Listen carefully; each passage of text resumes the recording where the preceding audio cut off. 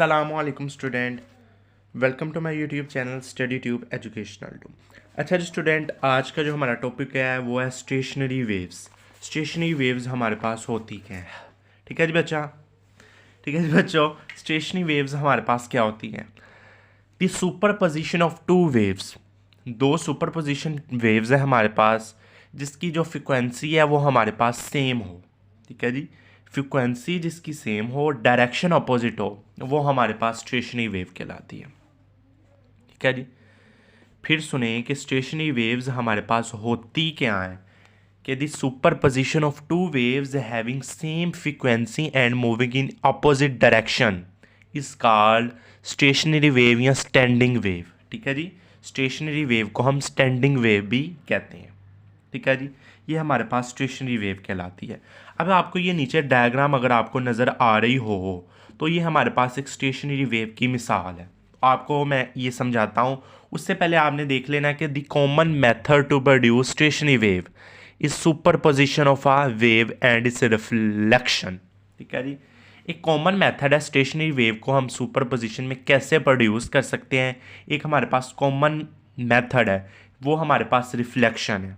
क्या है? Reflection method है जिसकी वजह से हम सुपर पोजिशन में स्टेशनरी वेव को पैदा कर सकते हैं, प्रोड्यूस कर सकते हैं। ठीक है जी, ये आपने लाइन आपने याद रखनी है। अब ये जी मिसाल जो दी हुई है इसको जी हम देख लेते हैं। ये हमारे पास देखें कि एक ऊपर वेव है और एक ये नीचे वेव है। ठीक है जी, एक ये वेव, ये हिस्सा वेव का, ये हिस्सा वेव का और ये हिस्सा वेव का, ये टाइम के थोड़े थोड़े सेकंड के बाद हमें बताया गया कि वेव की शक्ल क्या है। ये जब टाइम ज़ीरो था हमारे पास तो वेव का ये स्नैपशॉट लिया, उसकी तस्वीर ली।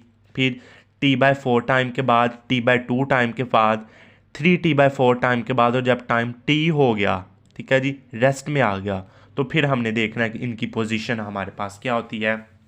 ठीक है जी, सबसे पहले देखें, इधर मैं पेंसिल अगर आपको दिखाऊं, ठीक है जी, ये पेंसिल देखते हैं।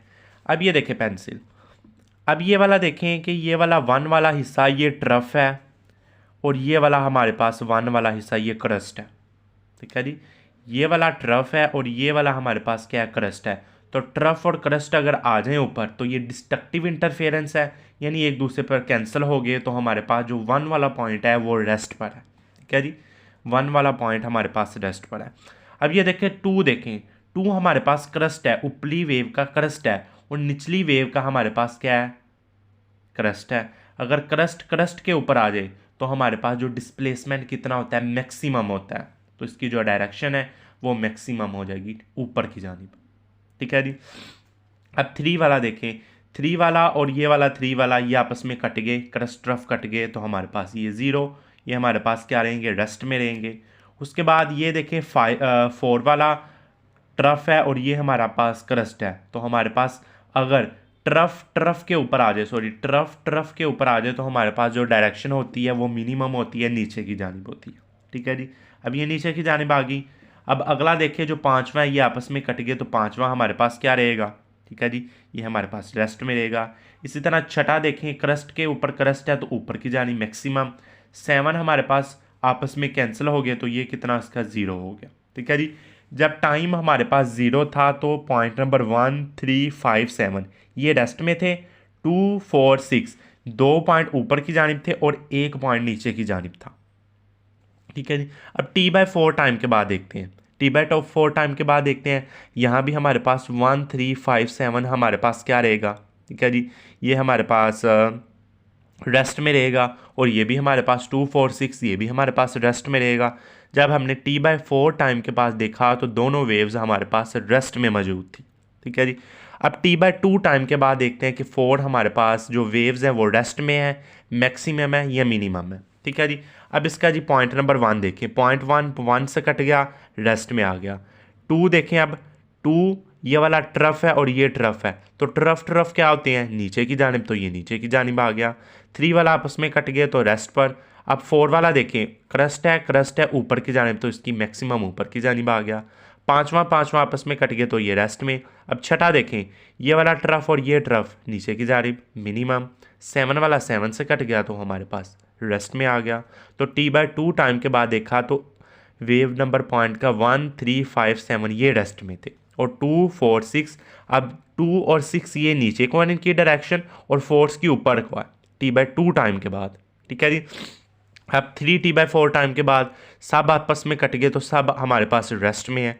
अब टी टाइम के बाद आपने देखना है कि 1, 3, 5, 7 ये तो हमारे पास रेस्ट में रहेंगे, तो जो 2 वाला है ये ऊपर की डायरेक्शन, 4 वाले की नीचे की डायरेक्शन, और 6 वाले की फिर ऊपर की डायरेक्शन।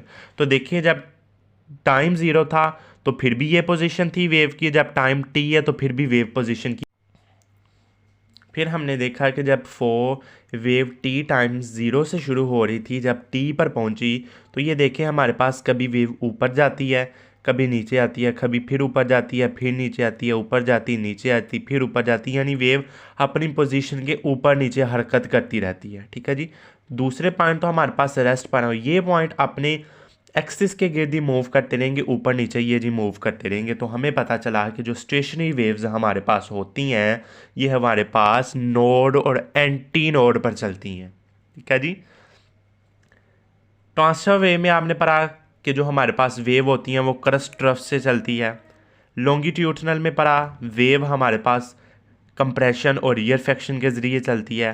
स्टेशनरी वेव्स में हमने पढ़ना है कि जो हमारे पास जो वेव होती है वो नोड्स और एंटी नोड्स से चलती है।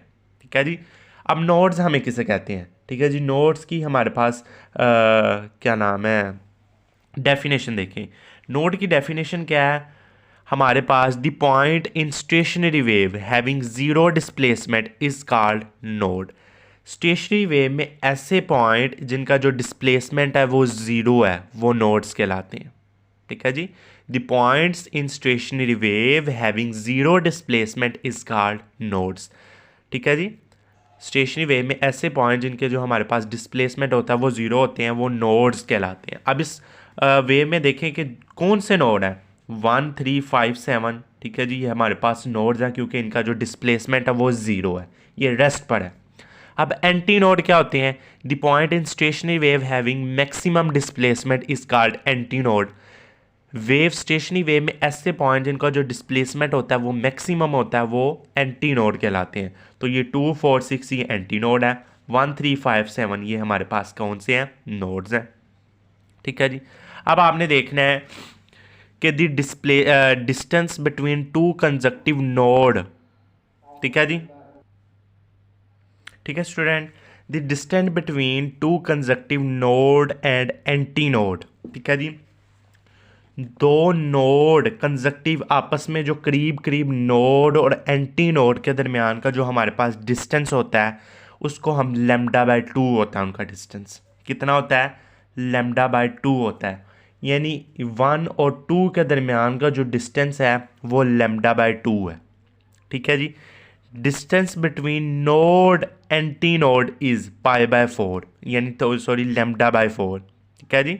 अब नोड और एंटी नोड के दरमियान का जो डिस्टेंस होता है वो π/2 होता है, और नोड और एंटी नोड के दरमियान का जो डिस्टेंस होता है वो π/4 होता है। ठीक है जी। ये चीज़ आपने याद रखनी है। ठीक है जी। याद ही आपने चीज़ रखनी है।